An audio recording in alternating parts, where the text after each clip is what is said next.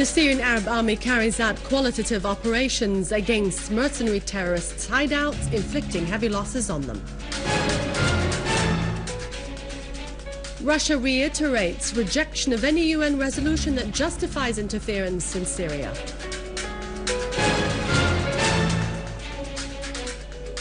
And confrontations flare up between demonstrators and al-Saud in al-Qatif and al-Khalifa in al-Manama.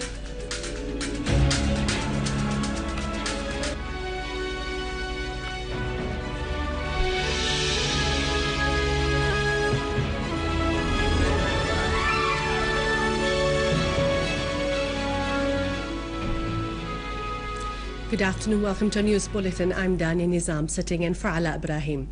Russian Foreign Minister Sergei Lavrov underlined his country's intent to push for adopting Geneva Agreement on the crisis in Syria at the forthcoming meeting of the UN Security Council later this month.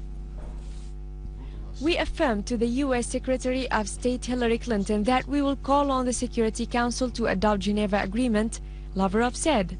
Lavrov reiterated his country's principled stance, which calls for dialogue to resolve the crisis and rejects imposing sanctions, adding that Russia has never supported any odds against Syria, as they would achieve nothing. He considered that Moscow and Washington want Syria to become a free, democratic and prosperous country under an elected government, calling on the foreign influential powers to press the conflict sides in Syria to sit around the dialogue table. Lavrov underlined that Russia at the same time backs a conference that will be convened by Syrian opposition groups later this month.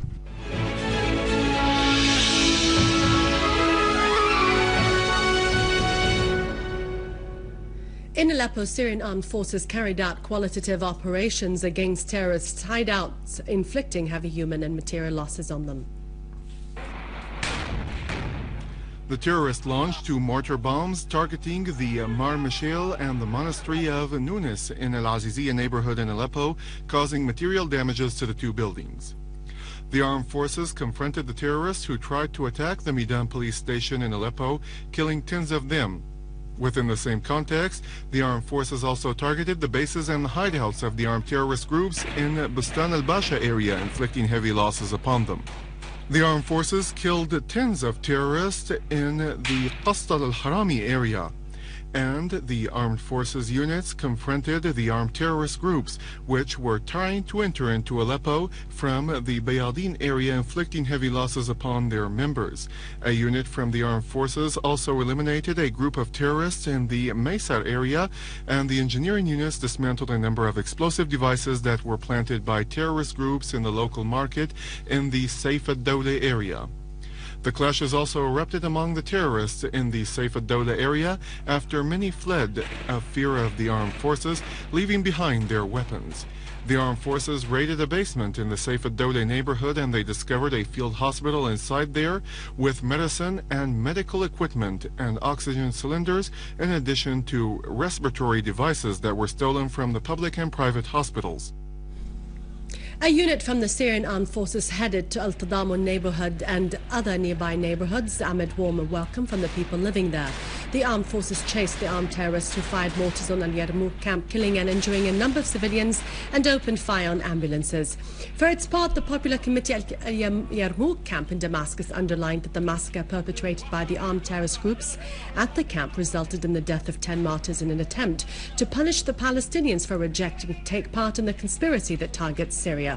The committee pointed out in a statement yesterday that there is a devilish scheme that works on amassing the Palestinians to target the Syrian-Palestinian unity by committing 2 similar massacres on Friday during 1 month and instigating a number of mosques.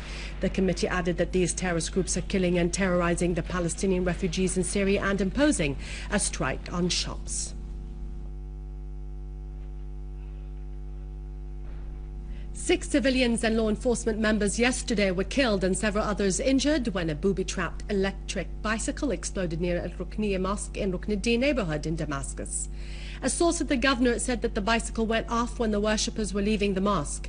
6 civilians and law enforcement members were martyred and several others injured in the bombing, and private properties were damaged.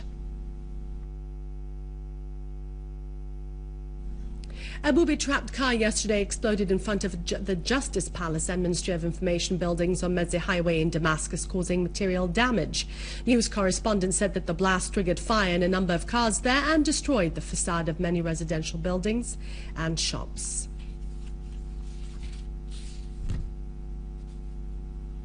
In the farms area in al-Qasir and Homs countryside, a unit from the Syrian armed forces stormed in an operations center used by the armed terrorists in that area to plan their attacks, which target civilians and destroy public and private properties. A source at the governorate said that the attack resulted in the death and injury of all the terrorists who were hiding there. Meanwhile, another unit of the armed forces clashed with an armed terrorist group that tried to run away from Bab Houd neighborhood towards al-Qundak street, killing 2 of them and injuring 3 others.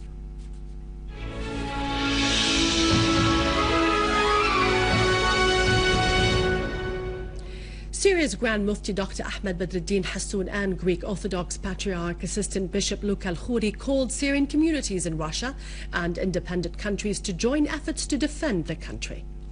The remarks came during their meeting with members of the Syrian community in Russia in Moscow, attended by the Syrian ambassador Riyad Haddad. Dr. Hassoun stressed that dialogue is the safest way out of the current crisis, adding that Syria needs all of its people to stand in the face of its enemies who are threatening to target it under the UN 7th chapter with the aim of meeting the Israeli interests. For his part, Bishop Al-Khouri said that Syria is sacred and it should be preserved and protected, adding that the West and the USA, in addition to Israel, which is occupying Palestine, the cradle of the Jesus Christ and place of ascension of Prophet Muhammad, want to sabotage and destroy Syria. Head of the International Committee of the Red Cross, ICRC, Peter Mora, described his recent visit to Syria and his meetings with the Syrian officials as positive and transparent, stressing that the ICRC will return to resume on-the-ground work and will cooperate with the Syrian citizens in need of humanitarian aid.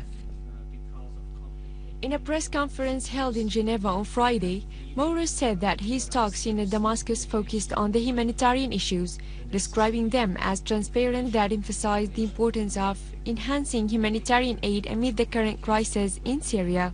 Answering a question on his talks with President Bashar al-Assad, Mora said, "The talks focused on humanitarian issues, and President al-Assad showed commitment to cooperate with us in a host of issues of paramount importance for the ICRC." He noted that he discussed with the Syrian authorities about the importance of speeding up work and that the Red Cross and Red Crescent are granted access to the biggest number of civilians inside Syria, especially in relation to health and medical issues, adding that he is expecting the positive outcomes of his visit to materialize on the ground. He also called upon all parties in Syria to engage in a political dialogue, emphasizing the importance of halting violence. Asked about the numbers related to the needs of the Syrian people, Mora said, "I know numbers that circulated across the world on the humanitarian needs inside Syria, which I, admittedly, cannot affirm or deny." He said that the ICRC is delivering humanitarian aid in an independent and transparent way, without anybody's interference, adding that it seeks to provide water and food and to meet the needs of the crisis-hit citizens. In Turkey, Deputy Chairman of the Turkish Labour Party, Biram Yurtchak, filed a criminal complaint against the Turkish officials who established Aberdeen camp, which is devoted to planning criminal operations carried out by the armed terrorist groups in Syria. Chichak said that Aberdeen camp is illegal and was founded with the aim of carrying out terrorist acts against the neighboring state, Syria. He referred to the press reports recently released about the leaders of the armed groups who stressed that they were trained in Aberdeen camp to carry out attacks against Syria. Massive demonstrations took to the streets in the eastern area of Saudi Arabia, protesting the oppression of al-Saud and demanding the release of detainees. The demonstrators, including women and young men, gathered in the center of Al-Qatif, shouting slogans that condemn al-Saud and their oppressive rule. They demanded for the release of all prisoners, especially Sheikh Nimr Bakr al-Nimr, who has been detained for 2 months. In Bahrain, Al-Khalifa forces opened fire and used gas bombs to disperse the demonstrators in Al-Manama and other Bahraini cities. Several demonstrators were wounded, some of them seriously.